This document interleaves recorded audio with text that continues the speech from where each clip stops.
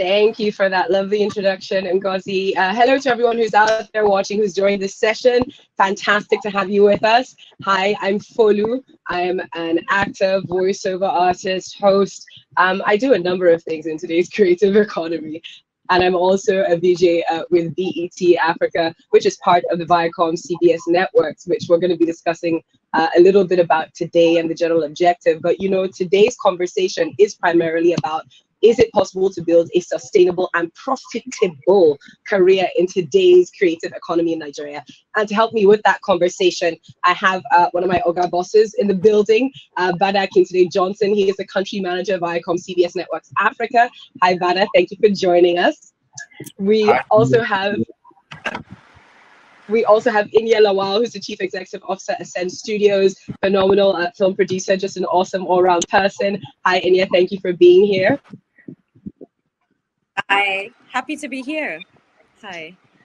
And good people, we will have Mr. Easy joining us as well. Phenomenal global superstar. And of course, a venture capitalist. His business acumen is almost unparalleled, unrivaled, I think, in the space in which he plays in. So all these people have such incredible, valuable insight to offer us in different sections and areas of the creative economy. And I think that's something that everyone can benefit from. I'm sure, of course, there will be questions, and I do want to make sure that this is as interactive and as helpful a session for you guys that are participating, because at the end of the day, it really is to make sure that you're walking away with something quite viable at the end of this. So let me just step back and get into the meat of things, just on time as it is. So to give us an overview of the Nigerian creative economy, Inya, I would love for you to take it away.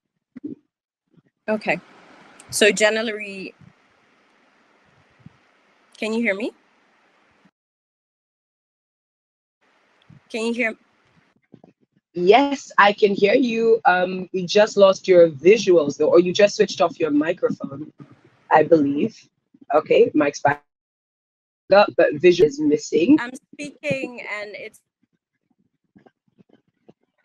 Oh, is it cutting in and out? Oh, there you are. Yes, yes. Yeah, it keeps we're back cutting, in business. It keeps cutting in and out right at the time when we're about to start. Yeah, so you were saying, sorry. Yes, just to give us a little bit of an overview really of the creative economy here from your perspective. We'd love to hear a bit from you on that. Oh, okay. I think while we're waiting for Inya, Bada, you seem to have a slightly more stable connection. So I don't know if you would like to talk a little bit about what's going on, of course, ViacomCBS Networks Africa and the global ViacomCBS networks, and to just talk about its impact and the importance of what they're doing on global objectives as well as Africa-specific objectives, Bada, if you'd share with us. Okay. I think first off, I'd like to broadly say that the choice of this topic became important or imperative because of just the realities that we live in as young people in Nigeria, as people within the media and entertainment spaces, and seeing, you know, how gradually the levels of interest in careers within the entertainment spaces or the creative spaces have sort of trumped interest in the more traditional careers.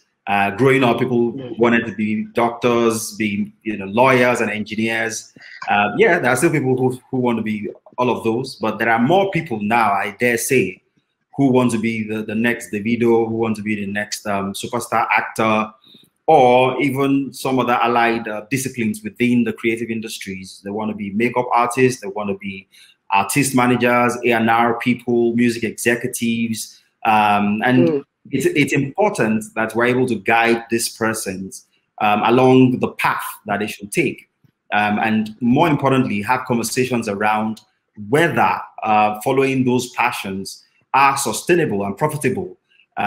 Because I think that some of the greatest fears that these people have is it possible for you to match profit and passion? Is it possible to monetize your work quite significantly and such, should I say, impactfully to the extent that you can live your life and groove and enjoy and do all of those, being a professional within the creative spaces?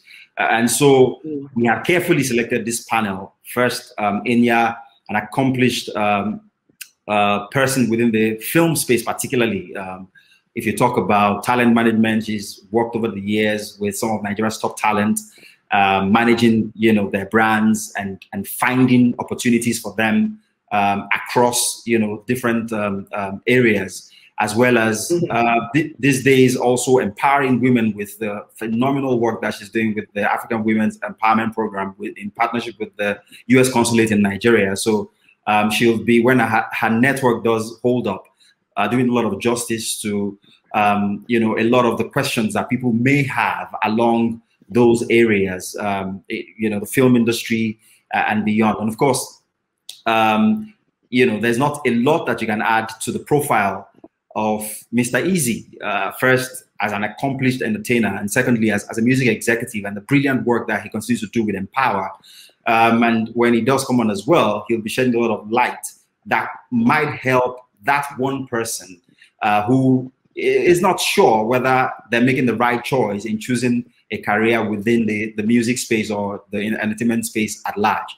And I think the singular most important value that I bring on this panel is being able to first establish all of the groundbreaking work that ViacomCBS Networks Africa has done within this market and is still doing.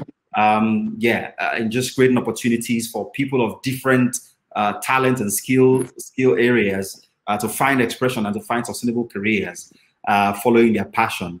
It is important that people recognize first and foremost that it is not everyone that will become a Davido or a Whiskey or a Burner. It's not everyone that's going to become that Academy Awards nominated Nigerian actor, but there is a preponderance of other viable opportunities within that ecosystem that people should aspire to working in. For instance, Viacom continues to employ some of the best professionals within the media and entertainment spaces as executives. Working as creative business leaders like myself, driving the Nigeria business. And of course, there are people driving the Africa business in South Africa, in Kenya, places where we have operations. We have talent in marketing, digital, communication spaces. These are viable career paths, or paths within the entertainment ecosystem as well. So it's not until absolutely. So what you're pointing to is it's not about looking at popularity as a measure of success economically, because it's not about the number of people that know you. It's about how you're able to continue to sustain doing something that you love to do, and of course making sure that you can eat and live pretty comfortably as well. Absolutely. And behind every superstar that you see hogging the headlines, there's a team. There's a bunch of guys who have different talent areas and skill areas that ensure that that guy continues to do his thing, continues to, excite and delight audiences. There are talent managers, there are NR people, there are, road managers. There are all kinds of, skill areas that have people manning them. You see the video on tour, there's an entourage of guys around him who each bring value to the table and who get paid, I imagine, handsomely for the work that they do. Whiskey, Burna Boy, all of these guys, they have teams, people working for them, people ensuring that they find the right business opportunities to further amplify their brand, find the right partnerships with brands. So those other areas they may be less glamorous, but they are not any less viable over time than what the guy who is singing or who is acting is doing, and we have to absolutely encourage young people, to look in these spaces and to acquire the relevant skills to be able to add value to the ecosystem along these lines. Thank you for that, Bada. Amy, I think your connection is stabilized a little bit, so it'd be great if you would chip in as well. It's the age of technology, and unfortunately, we all have to deal with this. But look at how much better we are, now than we were 10 years ago. So, It's fine. So Anya, please, over to you. Bada said Just it in so your well. Bada said it so well. I think he covered what I would have said anyways. In that way, yeah. The little I heard, he said it so well. Yes. Exactly. Just looking at that overview of the Nigerian creative economy. I think it's so important in this conversation now as I move on to questions that I have for you and of course for Bada, and hopefully Easy when he's able to join us. I think he's a little bit indisposed at the moment, but he's not canceling. He is going to make it eventually. Is just getting people to think a little bit beyond the obvious, right? As we say, sometimes there's the front end, there's the back end, there's front of camera, there's back of camera, and there's so many viable opportunities there. But when people talk about the creative industry and that it can boost the economy without statistics now, let's get down to the numbers of things. How exactly can this be done? How does that work? How does the infrastructure that we have, looking at the Nigerian context, how does that help? Because, for example, I saw a video on Instagram the other day, just yesterday, about a creative entrepreneur who was quite frustrated about the difficulty in simple things like getting a loan for your small business. You're now in the creative space, you're trying to move on. They tell you, Bank of Industry's got a loan, this person's got a loan, but the reality of being able to apply for it in this particular creative is quite upset. Yes. So please talk to us a little bit. So how can the creative industry boost the economy? Looking at the infrastructure, looking at lack of statistics and those sorts of things. I think it's very evident from the little data that we have to show that the industry can boost the economy. And I think that because we've seen other countries benefit from their creative industries as well, we have an idea of how it works. But by we, I mean the creative entrepreneurs and not the government. So this is where it gets tricky. The issue is that we lack structure. And without a proper structure, we cannot say we're building a sustainable industry. We cannot. Without a sustainable industry, we cannot effectively maximize the opportunities that are visible there and help us, that are just staring at us, to help us boost this economy. And so I would say we need a proper structure in place where the government work hand in hand with responsible I use that word, responsible creative entrepreneurs and organizations to set up proper bodies that can cater to the industry, offer funding, like you said, offer support, and so on. And there's so many other ways to boost the economy by encouraging international collaborations, co-production treaties, tax incentives, and so on. But it starts with structure. And I'm sorry, there is lack of it. Okay, so I'm going to go straight in there because you mentioned structure. Now, for the young man or woman that's watching this, let's say, fresh out of uni, a few years out, you're in your 20s.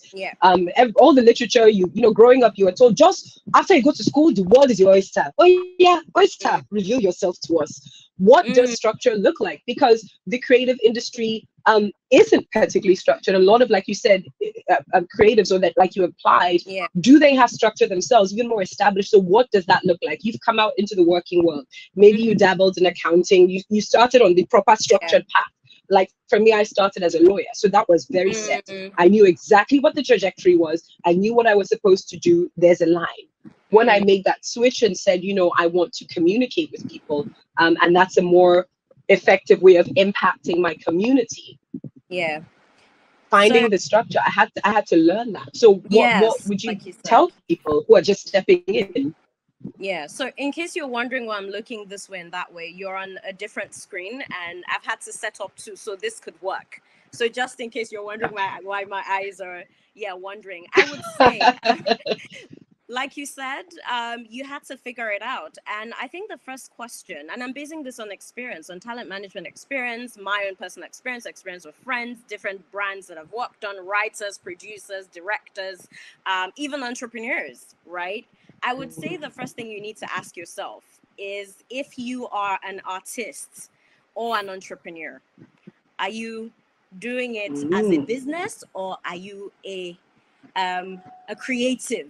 Because you find that when you're, working with people on their careers, some would say, I just want to act. I don't want to do, anything else. I don't want to produce. But what if the acting jobs are not coming? What do you then do? Right? And you found that a lot of people started as artists, and then they become, producers. They start in fact, we have people who started as creatives and now they're funding, that they're now investors, and whatnot. So people have different trajectories of their careers that they need to, sort of align with. And I feel like rather than playing it by ear or discovering, as you go, it's good to have a plan. So I say have a plan. And to have a plan, you have to do your research. So this industry that I'm going into, let's say I want to be a musician, I want to be an actor, whatever it is, you want to combine everything. You need to start studying people who have done it successfully and start wondering what they did. And it's not just by wondering, it's by reaching out to people to say, mentor me. So mentorship plays a big role, in that. But before you get to the point where someone is interested enough to mentor you, you have to have yourself together. You have to ask yourself certain questions. Number one, am I just doing this because I have passion, or do I plan to make money from it? Because they're two different things. If it's, oh, I'm passionate, I just want to drum all day, it's different from I want to make a living from this drumming. I want to feed my family from this drumming. I want to pay for fees and travel abroad and pay for holidays from this drumming. There are two different approaches to that.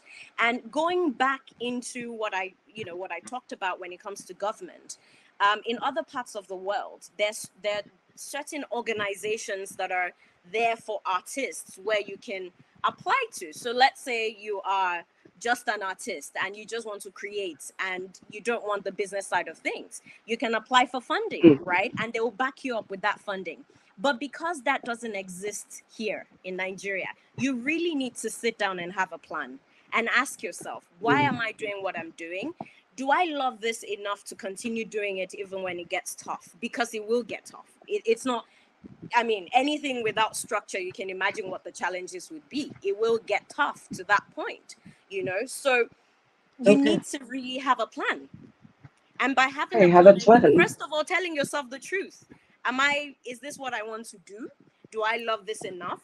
Have a plan B, have a plan A, B, C, and D, if possible, of what you want to do is what I would say. So that as you're going from one point to the other, you don't get to the point where you feel stuck. And even when you feel stuck, there's another plan, there. But mentorship always helps. Don't be too, because some people say, I can't sing. I can't sing now. Like, why am I why do I need to speak to anyone? And, in the word, they'll say, suck up to someone so I can learn from them. But no, they have more experience. So you need to learn from people. Thank you for that. I'm sorry. Yes, Father, please. Yeah, Folu, I was going to add, we talk about lack of structures. We basically say the sky is blue. We state the obvious. It's apparent that Nigeria is bereft of the proper and requisite structures on the back of which you can grow a sustainable value chain, a sustainable ecosystem where people get paid commensurate value for their talent and for their work. But that's only true for now. What that presents in itself is an opportunity for us to become heroes, for us to become, the superstars who build the structures, because we can't all keep complaining that the structures don't exist and then be victims of that system. And so the question then becomes, how then do we play a role actively in solving some of these problems? And I'll start by saying, understand that you have everything within you to solve some of the problems, not all of the problems. We don't even need you to solve all of the problems. You are not the Messiah, but you will be or you could be the Messiah if you identify one or two contributions that you can make towards taking out some of these humongous problems that we have. And who is better positioned to solve these problems than you? That's why you are creative. And I'm a firm believer of the fact that God's most important attribute that he gave man is actually the ability to solve problems and to create things, and we as creatives have to recognize that and stop moaning and stop groaning and just identify what the problems are Look at I love that you say that. And I'm just going to chip in there because you see, I don't think that this issue is limited to the creative space. And I say this having done morning radio for years, listen to the general Nigerian public complain. I mean, how do you get young people, especially because this is really who we're addressing, right? To get into that mindset of, okay, yes, accept that there's a problem and say that don't wait for a savior. We keep waiting for some divine person to show up and solve our solution. So what are the little things that people can do to get in that? Because, and then I'm going to segue into that as how they could even plug into an organization like ViacomCBS. And my personal experience with ViacomCBS. So please, what can young people do to switch that perspective and mindset to become more solutions focused and problem solving focused, so that opportunities can meet them where they've already started building something? So I'll give you an example. One of the biggest problems within the music space is finding a record label to sign talent. It's an age-long problem. If you have one artist, for every one artist that gets signed, there's a million other artists that will never get signed. That's simply because, first, we don't have enough record labels. And two, like we said, the structures are lacking. Even the ones that are existing are barely surviving. So take what United Masters and Steve Stout are doing with just distribution and encouraging the independence of music talent. So there's a recognition that, okay, guys, it is not every music talent that will get signed by the major labels. How do we then create a path, an alternative path for independent artists to relate with their music directly with their fan bases and be able to monetize that? So you sidestep the need for a record company. And someone thought up that solution, thought up building a distribution, network that would mean that people can take their music to the mainstream, connect to millions or connect with millions of consumers or fans, as we like to call them, make some decent money without needing huge marketing budgets from major record labels. And that has become the reality of so many artists and will become the reality of so many more in the next 5 to 10 years. Someone actually what role does collaboration play in that? Oh, absolutely. Yes, because sometimes when you say these things, young people are listening and thinking, hey, I have to do it to myself. It's me. It's only I. Oh, woe is me. I can't. In fact, I should use another example that I think further establishes the idea along the lines of collaboration. So you look at what Mr. Easy is doing with Empower, where essentially, there's a platform where artists that haven't been signed can get their music out there, and it's like a little competition sort of thing. And at the end of the day, it is the traction that they get based on how they push, based on how great their music is, that determines who the record company now puts money behind. And that's people tweaking a model that already exists. And you don't need all the money in the world. You just, maybe you have an idea as a music person or a talent in the music space facing a problem. And there's a friend of yours who's within the tech space who can develop, a tech solution that can get music distributed quicker, more efficiently, and more cost effectively. Why don't you speak to that person and say, guy, we have an opportunity to become a superstar. This is the challenge within my own space. And this is the capacity and the capability that you have within your own space. How do we synergize such that we can take out this monster of a problem within my space? Okay, those two guys come together and find that they have a common problem of raising funding. So we then go and find someone within the finance space who's also looking to make an impact. So we become 3. And then we find someone else who's got skills within the marketing space or the communication space, who can get us out there, who can get us known, who can get us packaged properly, who can get us branded. And 4, 5, 6 of us can come together and develop one solution that changes the dynamics of how music is done in Nigeria forever. And we all become superstars and we all make money without any of us needing to grab a microphone and stand in front of a crowd at a hotel to sing. So that exactly is what I'm thinking about. So we all need to recognize that, see, in these difficulties or these challenges lay tremendous opportunities for us to impact not just now, but the future. And the more we get our people to become more solutions people or solutions driven, the better for us.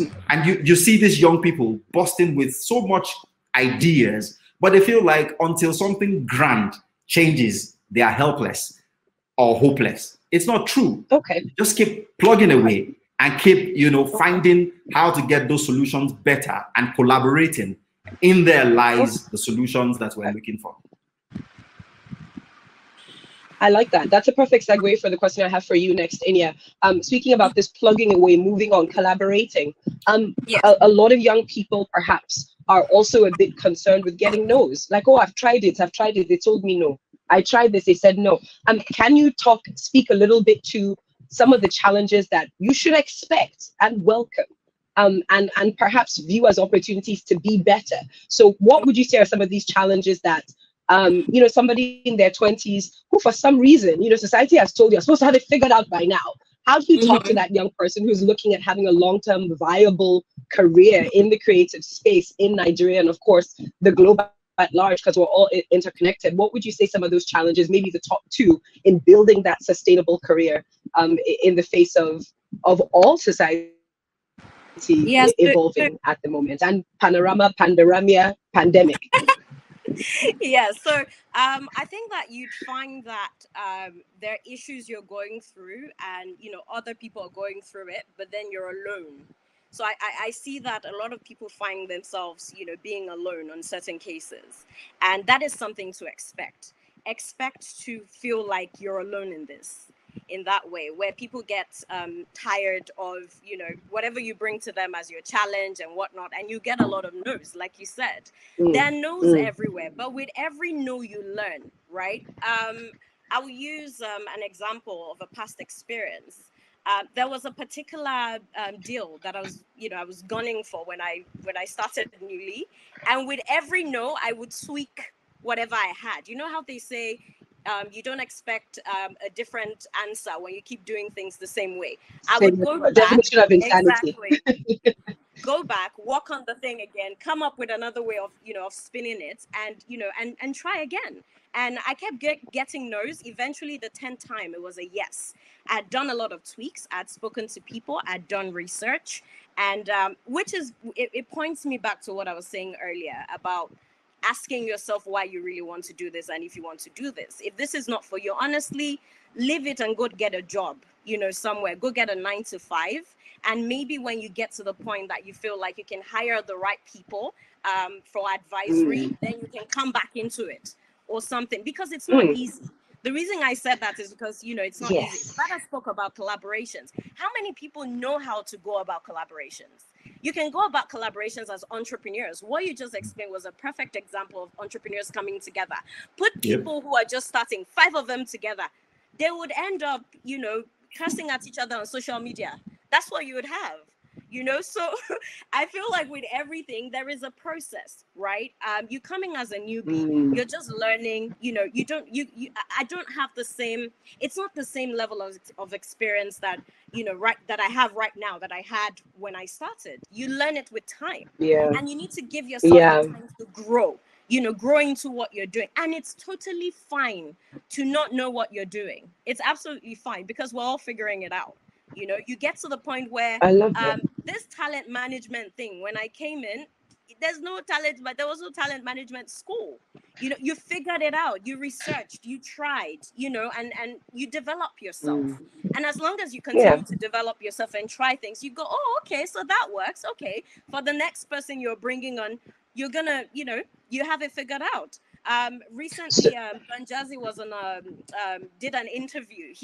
He explained on how he started, and he didn't even know what recording in studio was about. He didn't know what that was. Imagine the Don Jazzy we know today. Who knew that when he started, he was making beats on keyboard? So I believe that wherever you are, you start where you are. I am always very careful about collaborations at the beginning. I feel like if you have 5 confused people, they can't collaborate on anything. right? So if you sort of have an idea, at least have a plan on what you're doing. The 5 of you can then come together, get a lawyer to advise all of you. Let's say we share the money, let the lawyer sit us down and advise us. Then you can start to explore that, you know, in the industry. So I would say yes, be resilient. I love that. To recap, that's what I'm hearing. Also, for those of you out there watching, please do join in the conversation. Send in your questions now. There's a little Q&A tab. Please drop those questions for us or just in the general chat box. And I will, of course, put that to both Bada and Inya who are with us, talking about how to have sustainable, creative careers in this economy in Nigeria, as well as, of course, the globe, because we don't live, we're not in isolation. And now with an ever connected, increasingly connected world, the possibilities of even collaborating cross-border, now that a lot of things are fully digital, it's phenomenal. It's literally opened up the world. If you are willing to, like India has just said, be resilient. I even saw a tweet from DJ Cuppy, I think yesterday, talking about, you know, she gets so many no's now, like her skin is tough to it. So she just keeps going. She's like, okay, this is my next proposal. And I remember when she started her career, I remember the heavy criticism. It's people think that it's an easy thing to come up front just because maybe you've got a lot of financial backing and therefore everything is easy, and it wasn't. And she put a team around her straight away. She used what she had, which just happens to be more than what most of us have, but that's okay. We're not angry. You should not be annoyed. Use what you have, start where you are, but be resilient. Just keep going. That collaboration, find people to connect, even horizontally. Emma Abaga had spoken about that in a great TEDx talk that he had a while ago, is that sometimes we're just looking to go one up, but we need to also connect this way so that we can build a solid foundation. We can create the infrastructure like Bada has spoken about, you know. We begin to understand a bit more, but that education, that research in here, so important. It's okay that you don't know. Nobody expects you to know everything at the beginning, but it does take time and does take a lot of work, and you need to be willing to put in that work.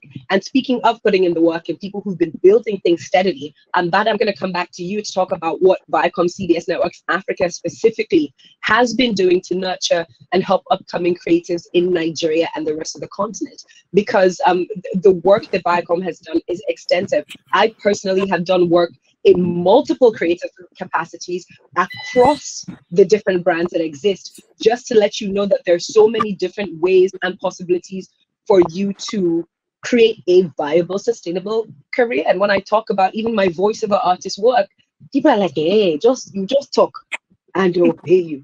But they don't see that I invested solar after a while. They don't see the investment in equipment to make sure that it's there, so that when employers are like, oh, we need this, I have an inbuilt, people don't see that, and it took years and years. So please, Bada, talk to us a bit about ViacomCBS Networks Africa and how they're helping creatives in Nigeria and the rest of the continent.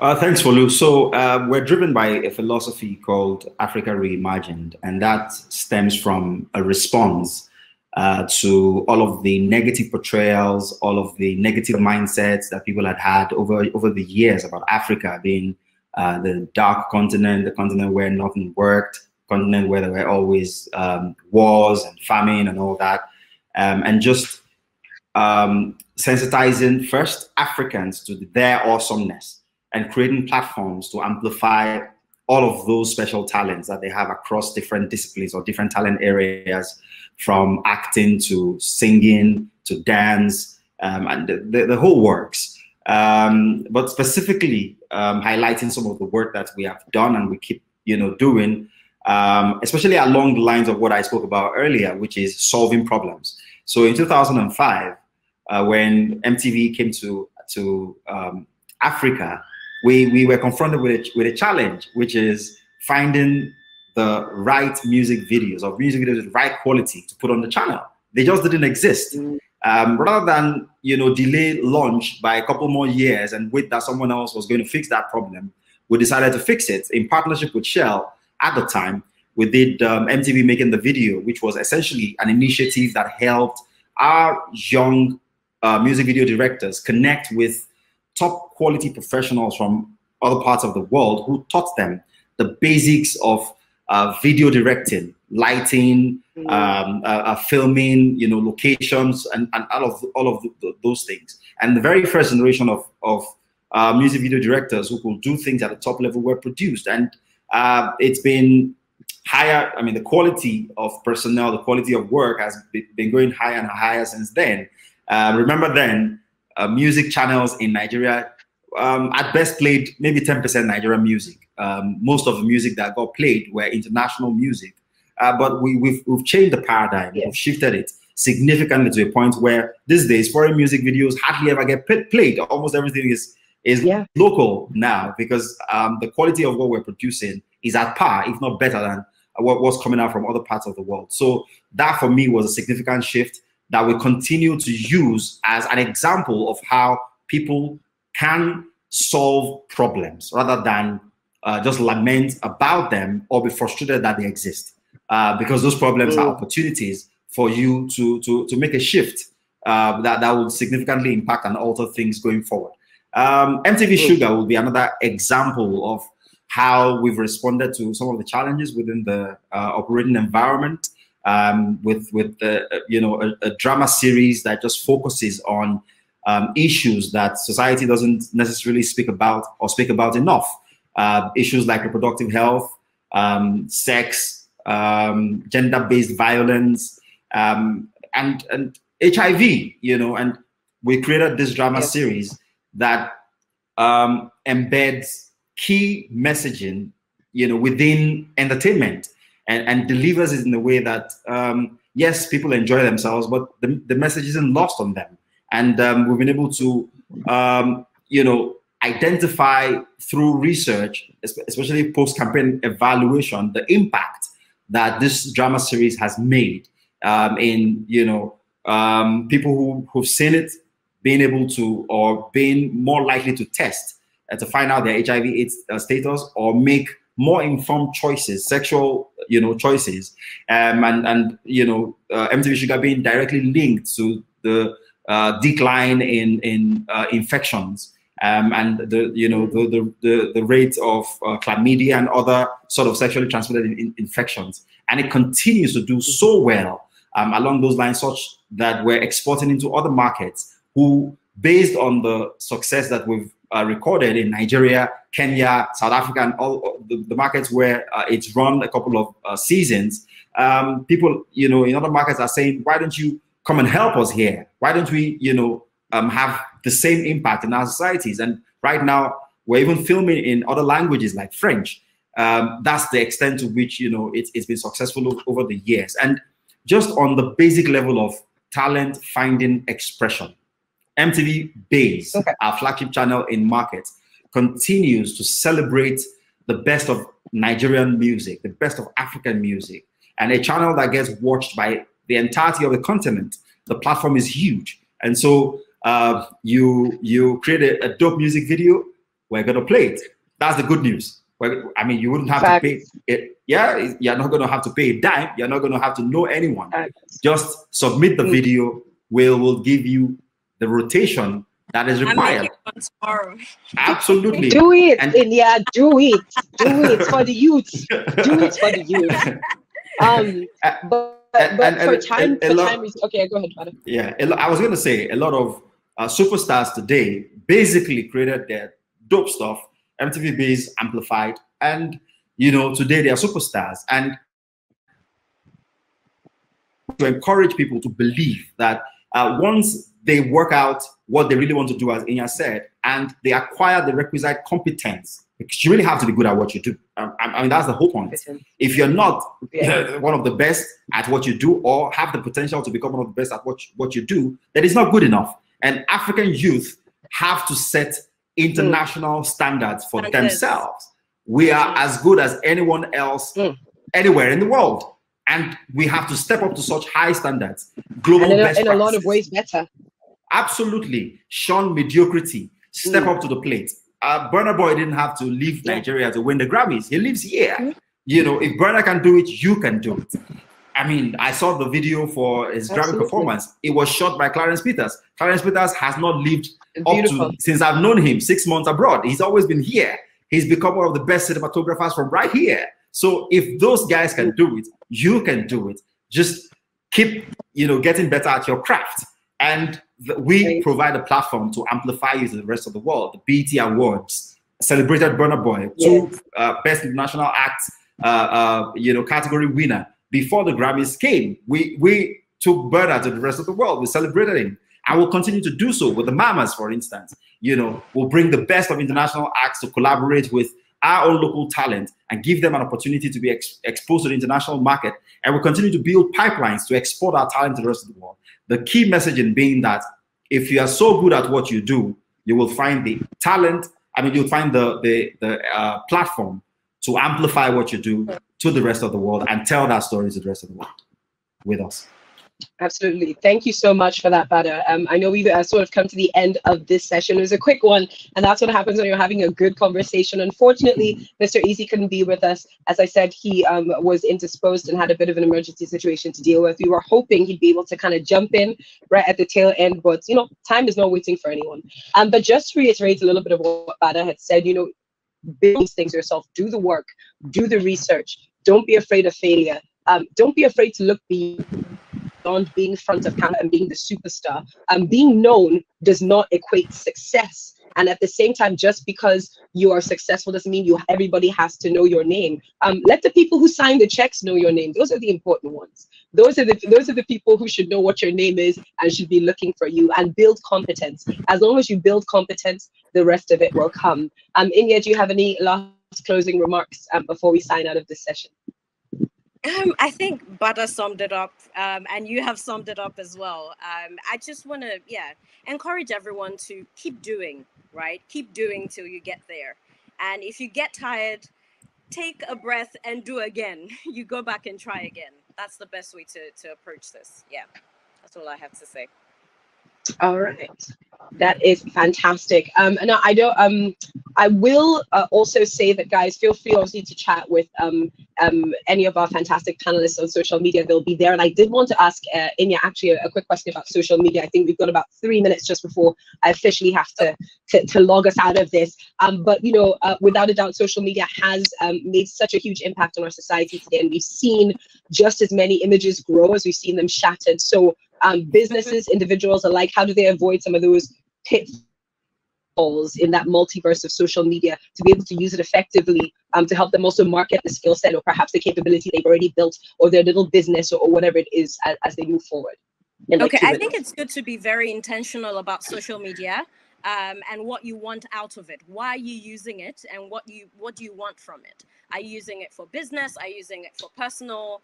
Just to share personal stories. If you have that clarity, then you know that if you're using it for business, you need to have a plan, and for companies, I would say hire a PR company to sort of help you strategize and plan what you put on social media.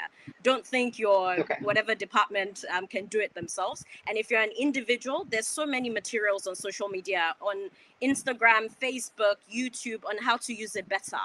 I think it's good to research, because a lot of us do not research. We just go set up an account and go on social media. But if you plan to use it to elevate what you're doing, like we're telling people and encouraging people, just do it, just go there. So if someone wants to push their music, you have to have the right hashtags. You have to know where to put it. You have to know what time, the best people to sort of tag.